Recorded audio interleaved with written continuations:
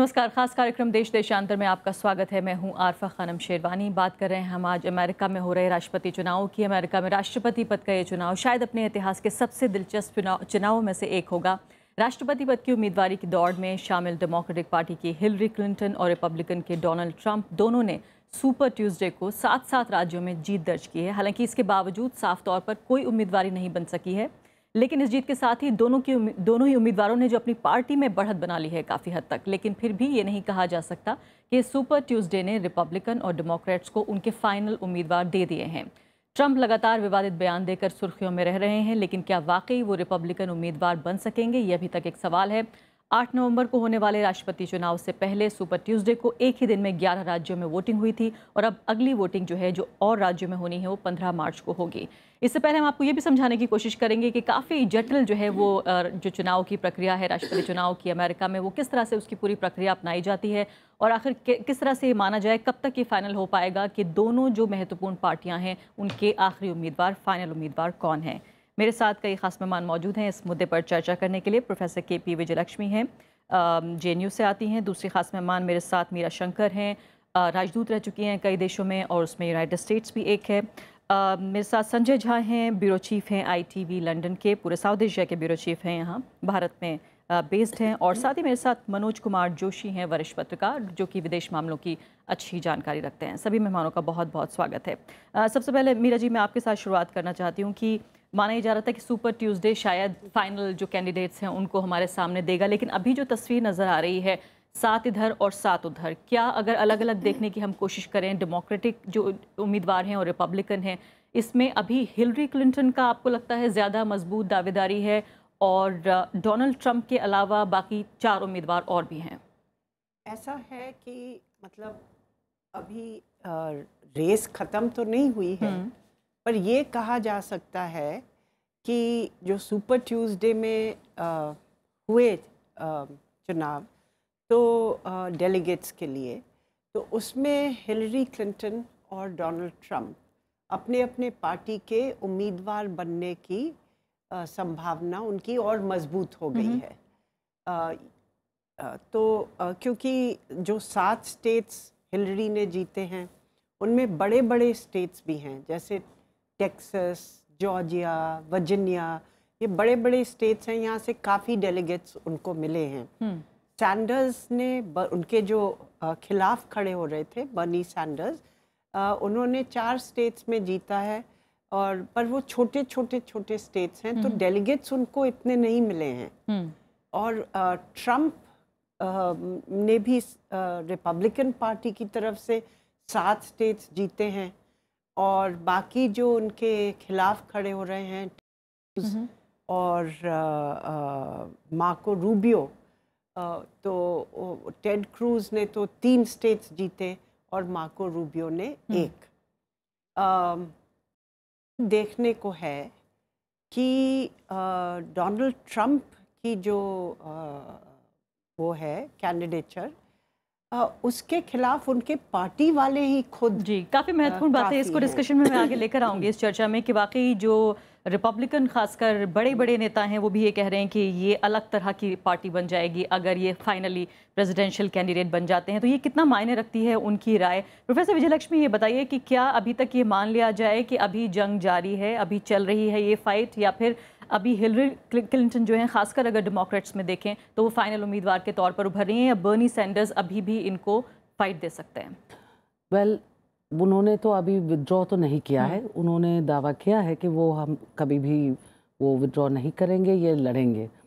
इसका 2 चीज़ें आपको समझनी चाहिए। एक है कि दोनों पार्टियों में एक लहर उठी है जो एस्टैब्लिशमेंट की अगेंस्ट है, और ये लहर जो है टैप कर रहा है जो वोटर का सेंटिमेंट जो होता है।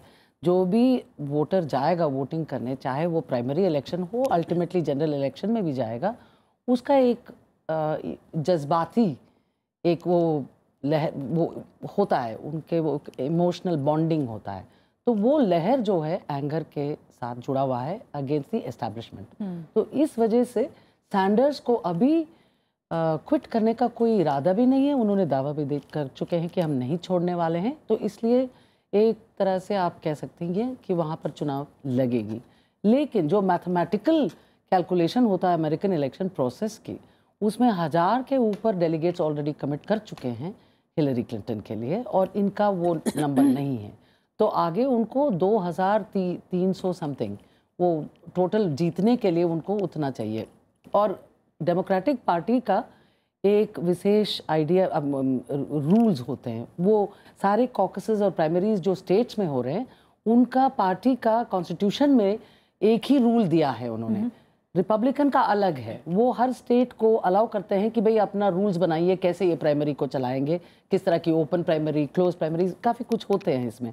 तो उनका एक प्रोसेस चल रहा है, लेकिन अंत में आपको एक मैथमेटिकल काउंटिंग ऑफ डेलीगेट्स तो होना ही है। और इसमें इतिहास में आपको काफ़ी एग्जाम्पल्स हैं जिसमें पॉपुलर वोट किसी को मिलता है, नॉमिनेशन किसी और को मिलता है। खास करके आप याद करेंगी टेडी रूजवेल्ट, बिल्कुल, जो उन्होंने बिल्कुल जीता था पॉपुलर वोट, लेकिन नॉमिनेशन गया टैफ्ट को, और उसके बाद उन्होंने एक बुल मूव्स पार्टी और प्रोग्रेसिव पार्टी को शुरुआत किया, एक और लहर उठी थी। तो यानी आप ये कह रही हैं कि सुपर ट्यूसडे के बाद अभी भी कुछ फाइनल बात कहना मुमकिन नहीं है, अभी इंतजार करना चाहिए। इंतजार इसके लिए करना चाहिए कि भाई किसके पास और कितना, मतलब लीड, ये लीड कैसे ट्रांसलेट होता है फाइनल काउंटिंग में, दैट्स ऑल। बट लीड तो बहुत हाई है दोनों के, हाँ, गहरी लीड है।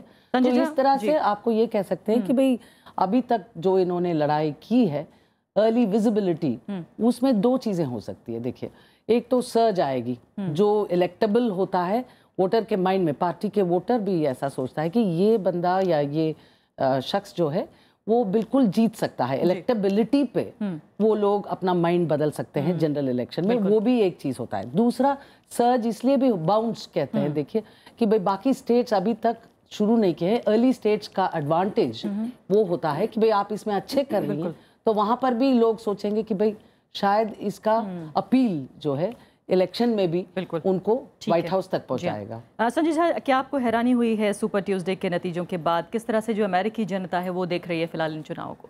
देखिए, हैरानी की बात ये है, जैसा मीरा शंकर जी ने कहा और प्रोफेसर ने कहा, कि ट्रंप का जो सक्सेस है इसको लेकर के पूरी दुनिया भर में एक बेचैनी सी हो रही है, कि खास करके उनके जो बयान आ रहे हैं विवादास्पद मुस्लिमों के खिलाफ, और भी बहुत सारे बयान हैं, माइग्रेंट्स के खिलाफ हैं, और ख़ास के जो मनी पावर का जो इस्तेमाल, क्योंकि उन्होंने कोई पब्लिक फंड जनरेट नहीं किया है, तो थोड़ी सी हैरानी हो रही है। लेकिन ये भी एक दर्शाता है कि अमेरिका में एक एस्टेब्लिशमेंट के खिलाफ पार्टी के अंदर भी और देश के अंदर भी कैसे लोग खड़े हो रहे हैं। तो ट्रंप को सपोर्ट करने का मतलब बड़ा अनयूजुअल सा एक इलेक्शन में हो रहा है। नहीं, मैं ज़रूर जानूंगी कि ये पूरा जो फिनोमेना उभर के आया है डोनाल्ड ट्रंप का, शायद पूरी दुनिया में बेचैनी है, जो बहस है लगातार, शायद ही किसी कैंडिडेट पे इतनी बहस हुई हो। लेकिन एक बार ये जो पूरी प्रक्रिया है चुनाव की, वो भी दर्शकों की जानकारी के लिए समझा देते हैं कि अब इस स्टेज के बाद से ये चुनाव नवंबर तक कैसे जाएगा। देखिए, नवंबर तक जैसा, पहले तो पार्टी के अंदर जो कैंडिडेट्स चूज होंगे, डेमोक्रेट्स के अपने कैंडिडेट्स होंगे सारे, हर एक स्टेट्स में, प्रोफेसर हमने काफ़ी एक्सप्लेन में बताया। उसके बाद रिपब्लिकन्स के होंगे, और एक बार जब पार्टी का नॉमिनेशन फाइनल हो गया दोनों का, तो फाइनल जो चुनाव होगा, जो जनवरी 2017 में नए प्रेसिडेंट आएंगे, उसके लिए नवंबर तक ये प्रक्रिया चलती रहेगी। फिर एक बार उसके बाद प्राइमरीज के इलेक्शंस होते हैं, जैसा वो प्रक्रिया में भी टाइम लगेगा। अभी उसके पहले जो है, ये पहले पार्टी के अंदर ही कौन नेता बनेगा किस पार्टी का, उसको लेकर के जो है। जी, आप कुछ कह रही थी? नहीं, ये कहना चाहती थी कि एक कन्वेंशन होता है, democratic national convention, Republican national convention, वो जून और अगस्त के बीच में होगा। उसमें जो है तब तक जो है ये डेलीगेट्स अपने आप को एंडोर्स कर देते हैं या किसी के साथ हो ही जाते हैं। तो उसमें लिटरली पहले होता था 1800 to 1900, वो पार्टी ईरास को आप देखेंगे, तब बहुत सारे पार्टी बॉसेस की रोल थी, ये होता था वो होता था। 1920 से सारे स्टेट्स ने प्राइमरीज के वो रिफॉर्म हुआ था। लेकिन ये जो कन्वेंशन होता है उसमें आप शोकेस करेंगे अपने नॉमिनेशन को, coronation actually you can say, you know, जिसका ऑलरेडी हो चुका है काउंट, मैक्सिमम डेलीगेट जिसके हाथ में है वही बनेगा नॉमिनी, और आपका पार्टी का पार्टी प्लैंक्स, जिसको मैनिफेस्टो हम लोग कहते हैं, उसको शोकेस करेंगे, और बस वही उसी के बाद। मनोज जोशी जी, बहुत महत्वपूर्ण सवाल यहाँ पर ये उठ रहा है कि अब तक जिस स्तर पर चुनाव आ चुका है, अमेरिका का राष्ट्रपति चुनाव, आम जनमानस का अगर मन पढ़ने की कोशिश करें, अगर मुद्दे हम देखने की कोशिश करें, तो किस तरह के राष्ट्रपति की तलाश कर रहे हैं वो? देखिए, वो ऐसे राष्ट्रपति की तलाश कर रहे हैं जो कुछ अभी तक चल चुका है वो उसके खिलाफ है। वो कहते हैं कि अमेरिका जो है, अमेरिका में खासकर जैसे डोनाल्ड ट्रंप की बात कर रहे हैं आप, तो डोनाल्ड ट्रंप जो हैं, जो वहाँ के गोरे लोग हैं, वो परेशान हैं, उनके लिए वो आतंकवाद से भयभीत हैं और वो कहते हैं कि हमारी जो आर्थिक स्थिति है वो बिगड़ी चली जा रही है।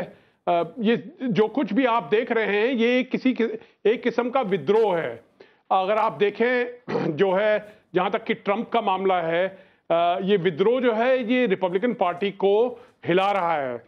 वहाँ अगर आप देखें डेमोक्रेटिक पार्टी को, तो वहाँ देखेंगे कि हिलरी क्लिंटन की ये सोच थी कि शायद वो जो है सरेआम जो हैं वो डेमोक्रेटिक पार्टी की कैंडिडेट बन जाएंगी। पर अगर अभी हम जो देख रहे हैं, जो उनको चैलेंज मिल रहा है बर्नी सैंडर्स से, वो चैलेंज जो है वो उसी सोच से है जो कि कहता है कि हमारी जो स्थिति है वो गंभीर है, हम लोग परेशान हैं, इसका कोई कुछ करे। तो दोनों कैंडिडेट जो हैं, चाहे डेमोक्रेटिक पार्टी हो या रिपब्लिकन पार्टी हो, दोनों तरफ से ये जो है जो संदेशा आ रहा है वो ये है कि वोटर जो है वो परेशान है, वो चाहता है कि एक बदलाव आए सामने। और किस तरह से ये बदलाव आएगा, क्या इसका जो भविष्य होगा, वो तो हम आने वाले दिनों में देखेंगे। जी। लेकिन मनोज जोशी जी, ये बताइए कि राष्ट्रपति के तौर पर कहीं किसी मसीहा की तलाश तो नहीं कर रही है अमेरिकी जनता? क्या आपको ये लगता है कि ये मुद्दा सिर्फ आर्थिक है, या किस तरह की पॉलिटिक्स अब अमेरिका में होगी, राजनीतिक दिशा क्या होगी अमेरिकन सोसाइटी की, ये भी तय होगा? क्योंकि जिस तरह से माइग्रेंट्स के खिलाफ जो लोग बाहर से आते हैं या मुस्लिम जनता के खिलाफ ये जो एक आउटसाइडर की एक भूमिका जो बनाई गई है इस चुनाव में, क्या वाकई ये जो मेन स्ट्रीम व्यू है, जो मुख्य धारा का जो विचार है, क्या उसकी नुमाइंदगी करते हैं ट्रंप साहब? देखिए, इसमें कोई शक नहीं है कि आज अमेरिका जो है, कहते हैं विश्व में सबसे अमीर मुल्क है, फिर भी वहाँ पे जो दरार बनी हुई है, जो बहुत अमीर लोग हैं और जो आम जो है मध्यवर्गीय है। मध्यवर्गीय अमेरिका को लोग पुराने ज़माने में कहते थे कि ये मध्यवर्गीयों का मुल्क है, पर आज जो है जो मध्यवर्गीय है, और मध्यवर्ग में अमेरिका में आप सबको गिन सकते हैं, आप जो है कोई कॉर्पोरेट एग्जीक्यूटिव को गिन सकते हैं और साथ साथ आप कोई स्कूल टीचर को गिन सकते हैं। ये मध्यवर्गीय जो है, ये इसको इस समय लग रहा है कि शायद जो है अमेरिका में जो है जो स्थिति है वो मेरे खिलाफ है, मुझे इसमें कोई फायदा नहीं मिल रहा है। अमेरिका की जो टेंडेंसी है, मतलब जो वहाँ के जो लॉन्ग टर्म ट्रेंड्स हैं, वो उसके खिलाफ जा रही हैं। सन 50 के दशक में और सन 60 के दशक में जो है इन लोगों का बहुत बहुत फायदा हुआ और वृद्धि हुई। अब जो है ये उल्टा हो रहा है, और उसी का जो कुछ आप आज देख रहे हैं, ये एक विद्रोह देख रहे हैं कि जो अमेरिका में जो राजनीति है, जो अमेरिका में जो विचार सामने रखे जा रहे हैं, ये लोग कह रहे हैं कि ये हमारे पक्ष में नहीं है और इसका हम विरोध करना चाहते हैं। और इसीलिए जो है जो पार्टी के जो एस्टेब्लिशमेंट्स हैं जी, मतलब जो भी चाहे डेमोक्रेट हो या रिपब्लिकन हो, जो उनका जो मैं कहता हूं एस्टेब्लिशमेंट अगर जो है जी, उसके खिलाफ जो है ये लहर जो है सामने आई है। जी बिल्कुल। मीरा शंकर जी बताइए कि ये तो हमें समझ में आ रहा है कि आखिर जो डोनाल्ड ट्रंप के लिए जो लोग वोट करना चाहते हैं वो कौन लोग हैं, हताशा से घिरे हुए हैं, निराशा का माहौल भी है, कुछ नया चाहते हैं, पूरा ट्रांसफॉर्मेशन हो जाए, अमेरिका में खुशहाली वापस आ जाए, शायद ये समझते हुए भी कि शायद सिर्फ अमेरिका के हाथ में नहीं होगा, पूरी ग्लोबल इकोनॉमी के मद्देनज़र। लेकिन जो हिलरी क्लिंटन को जो लोग वोट कर रहे हैं, वो किस तरह की राजनीति को प्रमोट कर रही हैं, वो क्या चाहती हैं? माइनॉरिटी वोट्स अक्सर उन्हें मिल रहा है, ब्लैक अमेरिकन्स का वोट भी उन्हें मिल रहा है। उनकी नीतियों में क्या आपको नज़र आता है जो आकर्षित कर सके वोटर्स को? हिलरी क्लिंटन की जो राजनीति है वो थोड़ी सेंट्रिस्ट राजनीति है, और बर्नी सैंडर्स की थोड़ी वामपंथी लेफ्ट है। पर अब क्या हो रहा है कि हिलरी ने भी जो बर्नी सैंडर्स ने मुद्दे उठाए हैं कई अपना लिए हैं, और दूसरा उन्होंने ट्रंप के खिलाफ भी बोला है, नाम लेके नहीं, पर ये बोला है कि इस समय हमें जो है दीवारें तोड़नी चाहिए, बनानी नहीं चाहिए, क्योंकि ट्रंप ने कहा कि हम मेक्सिको और यूएस के बीच में एक बड़ी दीवार खड़ी करेंगे। ये कहा कि मुस्लिम्स को अंदर आने नहीं देंगे, और ये भी कहा कि रिश्ते सुधारेंगे, रिपेयरिंग टाइज। और जो इलीगल इमिग्रेंट्स हैं उनको लेके यूएस से बाहर निकाल देंगे। तो हिलरी ने ये कहा है कि ये देश सब के लिए है, किसी एक के लिए नहीं, एक सोच के लिए एक विचार, एक देश की बात नहीं है, एक विचार के लिए नहीं और एक विश्वास के लिए नहीं। तो एक तरीके से हिलरी सबको अपने साथ ले जाना चाह रही है। लेकिन सवाल यहाँ पे ये भी पैदा हो जाता है कि फिर जो बर्नी सैंडर्स हैं, जो अवाम उनके विचार हैं, उनको लेकर क्यों एक सपोर्ट नहीं है, क्यों समर्थन उनके विचारों को नहीं मिल पा रहा है? आपको लगता है कि क्या इस तरह की सोच रखने वाले लोग कम हैं अमेरिका में, कि हिलरी जो है वो थोड़ा सेंटरिस्ट और थोड़ा सा बर्नी सैंडर्स के जो है वाम विचारों को शामिल करके शायद एक बेहतर कॉम्बिनेशन बना पा रही हैं? जी, ऐसा है कि बर्नी सैंडर्स को कहा जा सकता है कि वो एक इंसर्जेंट कैंडिडेट थे। मतलब कोई इतने जाने पहचाने भी नहीं थे, और एक छोटा स्टेट जो है वर्मोंट, उसके गवर्नर थे। यहाँ काफी अमीर आदमी है। हाँ, यहाँ तक उनकी कैंडिडेचर आ गई, इस स्थान तक पहुँच गई। इसका मतलब अमेरिका काफ़ी बदल गया है, और जो उनके विचार हैं, और काफ़ी लोग हैं जो चाहते हैं कि बदलाव आए।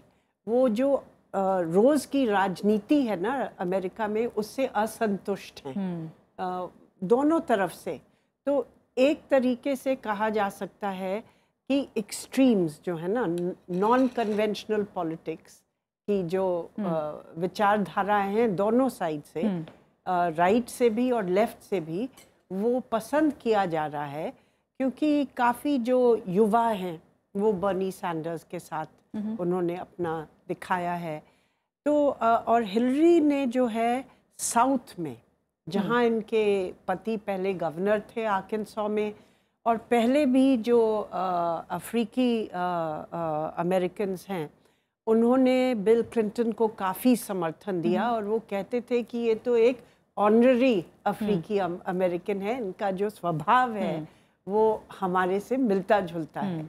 और हिलरी को भी उन्होंने काफ़ी मजबूती से समर्थन दिया है। जी, ठीक है। प्रोफेसर विजयलक्ष्मी, ये बताइए कि इनकी पार्टी में भी खुद हिलरी क्लिंटन की जो जगह है, वो ये माना जा रहा है कि शायद बाकी दूसरे कैंडिडेट जो हैं बर्नी सैंडर्स, उनसे कहीं ऊपर है, और ये ख़ास वजह है कि इनको ये जगह मिल पाई है। इतना तो समझ में आता है, लेकिन अगर हम डोनाल्ड ट्रंप की तरफ से देखें तो रिपब्लिकन्स में तो इसको लेकर काफ़ी दरार है कि अगर एक डोनाल्ड ट्रंप की जो प्रेसिडेंसी है वो किस तरह का अमेरिका बनाएगी। बहुत ही स्ट्रॉन्ग जो है स्टेटमेंट्स आ चुके हैं, काफ़ी ऐसे विचार आ रहे हैं जो काफ़ी मजबूत हैं, और शायद उनकी कैंडिडेसी के लिए ख़तरा हो सकते हैं। खतरा भी है और अट्रैक्शन भी हो रहा है, क्योंकि काफ़ी वोटर्स ने जो इंटरव्यूज़ दे रहे हैं, वो सब कह रहे हैं कि हमें एक ऐसे शख्स चाहिए जो बताएगा जैसे वो है। हम नहीं चाहते हैं पॉलिटिक्स एज यूजुअल, और इतने सारे लॉज होते हुए भी हमारी इलीगल इमिग्रेंट्स बढ़ते गए हैं, कम नहीं होते हैं। तो जो बंदा सामने लेकिन अमेरिका के लिए कहा जाता है ये तो इमिग्रेंट्स का देश है, इस देश को बनाया इमिग्रेंट्स ने है, वो प्रॉब्लम नहीं है। हमेशा आप सोचिए वर्ड क्या है, इलीगल इमिग्रेंट्स। ये जो इमिग्रेंट्स हैं, जो अभी सिटीजन्स बने हैं, वो भी अपोज कर रहे हैं इलीगल इमिग्रेंट्स को, तभी तो सपोर्ट बन रहा है। आप सोचिए काफी दिलचस्प है हाँ, तो इलीगल की बात है ये, और उसमें कैसे करें, क्या करें।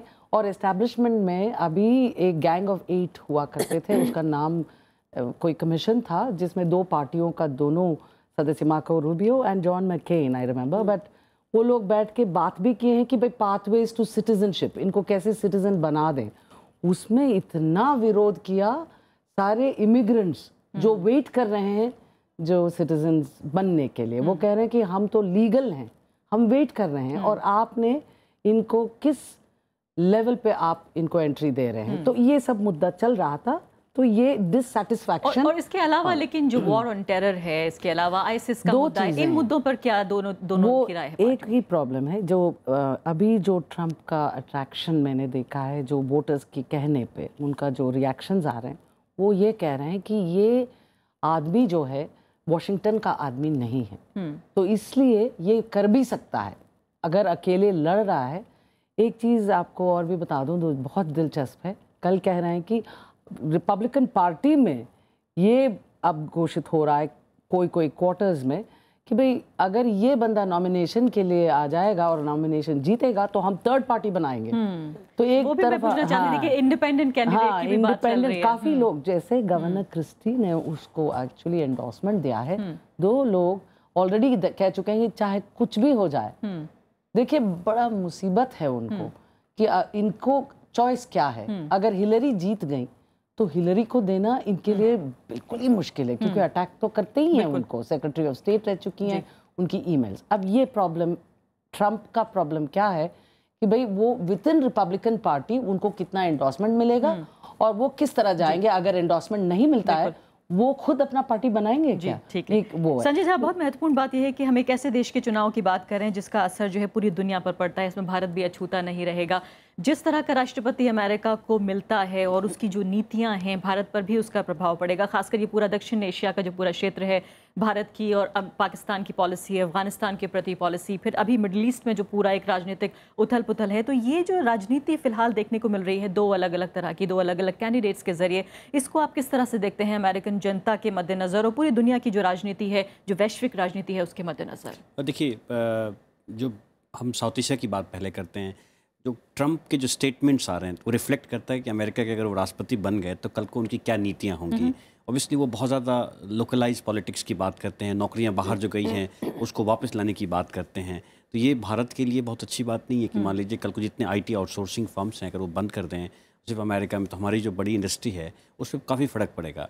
और भी इस तरह की जो सिक्योरिटी की बात कही आपने, टेररिज्म की बात कही, तो जो ट्रंप का जो आइडिया है वो एक बहुत वैश्विक विश्व के लिए बहुत अच्छा नहीं है। वो बहुत ही ज़्यादा एक अमेरिका के अंदर इनवर्ड लुकिंग जो कह सकती हैं, चाहे इमिग्रेशंस को लेकर के हो, चाहे बहुत सारे इश्यूज़ को लेकर के, तो इसका फ़र्क बहुत ज़्यादा पड़ेगा। क्योंकि देखिए अमेरिका का राष्ट्रपति सिर्फ अमेरिका का राष्ट्रपति नहीं होता है, पूरे दुनिया भर में जो चाहे ISIS का मसला हो, एबोला का मामला हो। को आप किस तरह से देखते हैं जो अब तक विदेश नीति रही है, माना जाता है कि कंटिन्यूटी में रहती है, कि आपको लगता है उससे काफ़ी बिल्कुल अलग है? मतलब बिल्कुल ही अलग है। मतलब देखिए आप जो क्लिंटन की आप विदेश नीति देखिए, जॉर्ज बुश की क्लिंटन विदेश नीति देखिए, या आप जो अभी प्रेजेंट इनकम्बेंट है ओबामा की विदेश नीति देखिए, तो ऑलमोस्ट एक कंटिन्यूटी रही है, चाहे पार्टी चेंज हुई हो। लेकिन ट्रंप एक बीच में ऐसे शख्सियत आ गए हैं कि इनका रिपब्लिकन की विदेश नीति से बहुत ज़्यादा लेना देना नहीं है। इनकी अपनी एक, क्योंकि ये बहुत मजे हुए इस तरह के पॉलिटिशियन हैं, इन्होंने अपने आप को उसमें डाल दिया है। लेकिन वो ये कह रहे हैं कि मैं यूनिफायर हूँ, दरअसल मैं लोगों को नजदीक ला रहा हूँ। लेकिन यूनिफायर उनके बयानों से तो लगता नहीं है। आप कह रहे हैं वो विभाजनकारी है, वो कहते हैं कि मैं लोगों को तो दीवार खड़ी करने की बात करते हैं, मुस्लिमों को बाहर करने की बात करते हैं, तो कैसे यूनिफाइंग? वो कह रहे हैं। मनोज जोशी, आखिरी सवाल, समय मेरे पास समाप्त हो रहा है, ये बताइए फिलहाल की दक्षिण एशिया के लिए, भारत के लिए एक ट्रंप जो है प्रेसिडेंसी के क्या मायने हो सकते हैं? अगर माने कि अगर ऐसा हो जाए किसी वक्त, कुछ भी नामुमकिन नहीं लग रहा है फिलहाल, क्या मायने हैं? देखिए, मैं नहीं समझता हूं कि ज़्यादा फर्क पड़ेगा, क्योंकि जहां तक कि भारत की बात है, जो कि जियोपॉलिटिक्स का जो असर होता है, भू राजनीति का जो है, वो नहीं बदलेगा। और जहां तक कि अमेरिका है, जहां तक कि भारत है, भारत इतना बड़ा मुद्दा नहीं है। सबसे बड़ा मुद्दा अमेरिका के सामने जो है वो चीन है। चीन के साथ कैसे रिश्ते होंगे, क्या होगा, वो एक दूसरी बात है। और जहां तक कि भारत का सवाल है, मैं समझता हूं कि अभी चाहे, हाँ जी, अगर अफगानिस्तान की बात आएगी, विदेश नीति में बहुत महत्वपूर्ण पहलू अमेरिका की अफगानिस्तान भी है, तो पाकिस्तान और भारत का भी जिक्र होगा।